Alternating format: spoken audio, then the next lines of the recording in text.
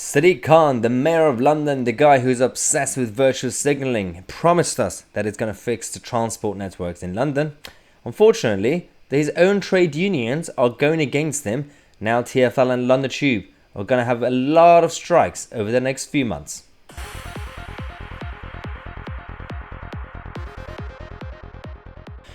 Well, are you surprised? I'm not surprised. I made this video a few days ago about TfL, Transport for London, going bankrupt, getting close to bankruptcy.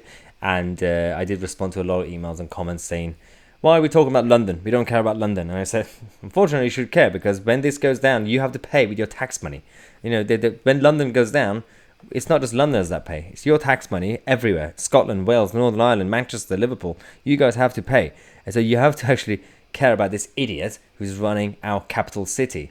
Now, we have an issue. Left-wing socialist trade unions in London are moving against their own candidate and their own mayor, because the left always ends up eating itself. TfL drivers on Central and Victoria lines are going to strike every weekend, every Friday and Saturday, until June 2022. Now, luckily the announcement is that they're going to stop striking on June 2022, when it's my birthday. So I'm guessing it's not a coincidence. They are worried that my birthday will create chaos. So I don't know what's going on there. But they have to really stop doing this, because Transport for London, TfL, right now, going bankrupt. Sadiq Khan promised a lot of things that's not happening. He's now going to Boris Johnson to beg for more money. He's begging Boris to use the Welsh taxpayers' money, you know, the people in Lincolnshire, in Cornwall, in Yorkshire, so that you guys try to bail him out, please. That's what he wants. But then he's going to take all the credit. This is the same mayor of London who broke his own election pledge, literally 10 minutes after he became mayor of London. He's accused of breaking his flagship election promise to freeze Londoners' transport fares. He did say he's going to freeze the train fares and everything for TfL. Well, that didn't happen.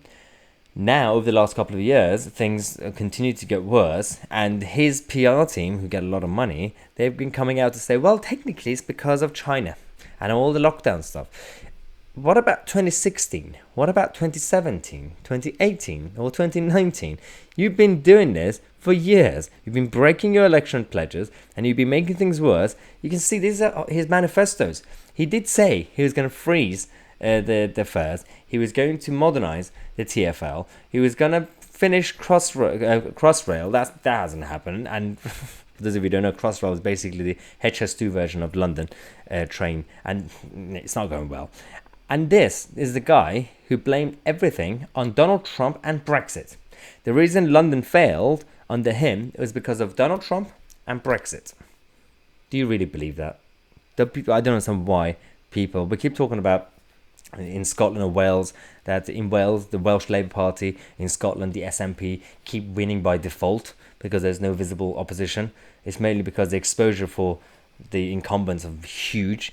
London is worse. London's tribalism in favour of the Labour Party is embarrassing, because while you have Greater London, you still got some areas that are blue, and also some vote Lib Dem for some reason, because they love their Starbucks coffees, but whatever.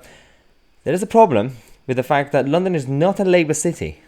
It's a Liberal city, not a Labour city, but it's a particularly anti-Tory city. So when you pick Sean Bailey as your Tory candidate, what do you expect? Do you really expect him to win? Or when you pick Zach Goldsmith? Think better.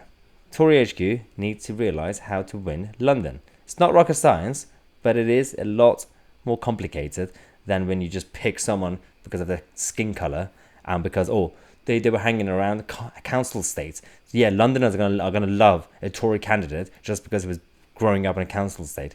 That's not how it works. Now, rant over. Subscribe to the channel, share this video. I'm Tousi, and we are the media.